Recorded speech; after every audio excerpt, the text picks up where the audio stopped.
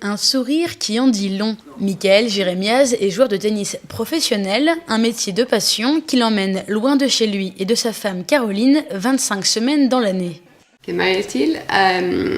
Il est très gentil avec moi, drôle, romantique. Oui, intelligent. D'accord, qu'est-ce que tu m'as fait pour dire aussi? Intelligent. On passe beaucoup de temps ensemble aussi, on passe 2 semaines et on ne se voit pas. Donc, Oui, c'est vrai, c'est soit tout, soit rien. C'est-à-dire quand je viens, on se voit tout le temps. On est ensemble 24 heures sur 24. Quand je suis pas là, je suis pas là. Son temps libre, il le consacre en partie à l'association Comme les autres qu'il a fondée avec sa femme et son frère Jonathan il y a 4 ans. Leur objectif, accompagner des personnes récemment devenues handicapées dans leur parcours de reconstruction.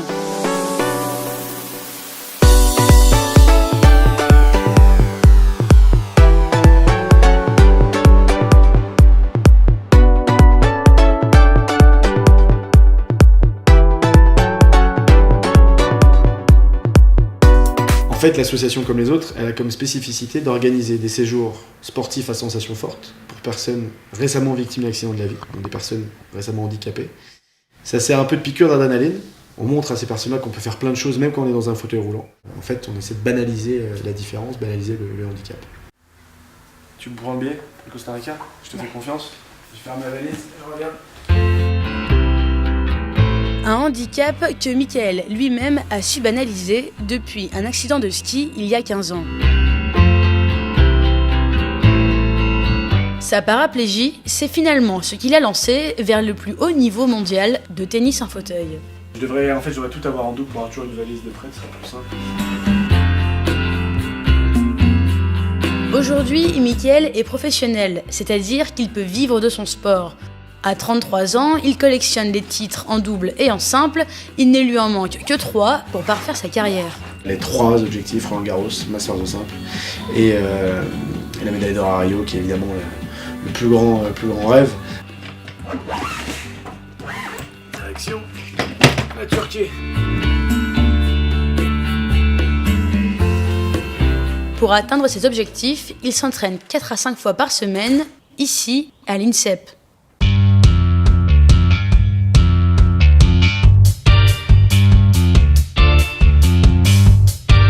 Aujourd'hui, Michael mène une vie de sportif professionnel comme les autres. Il a fait de son handicap une véritable force.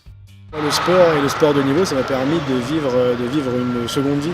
C'est-à-dire que chaque année, je fête avec mes frères mon anniversaire de mec en fauteuil. C'est une vie extraordinaire, une carrière extraordinaire que j'aurais pas pu vivre debout.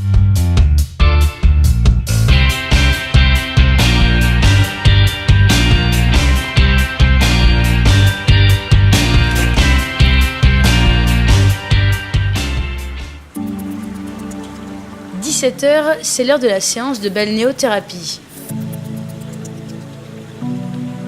De la préparation à la récupération, le travail des joueurs de tennis en fauteuil est le même que celui des valides. Je déteste ça. 14 degrés. Un champion de tennis, qu'il soit valide ou handicapé, il va faire de la prépa physique en salle, sur le terrain. Il va faire, il y en a qui vont faire de la course, nous on va faire du vélo à bras, on va faire du rameur. Et ensuite, comme tout sportif, la récup c'est quelque chose d'important parce que quand on a une grosse journée, il faut être capable d'enchaîner. En France, près de 35 000 handicapés pratiquent un sport en club. Mais ils ne sont que quelques centaines à avoir choisi le tennis en fauteuil, un des sports les plus difficiles.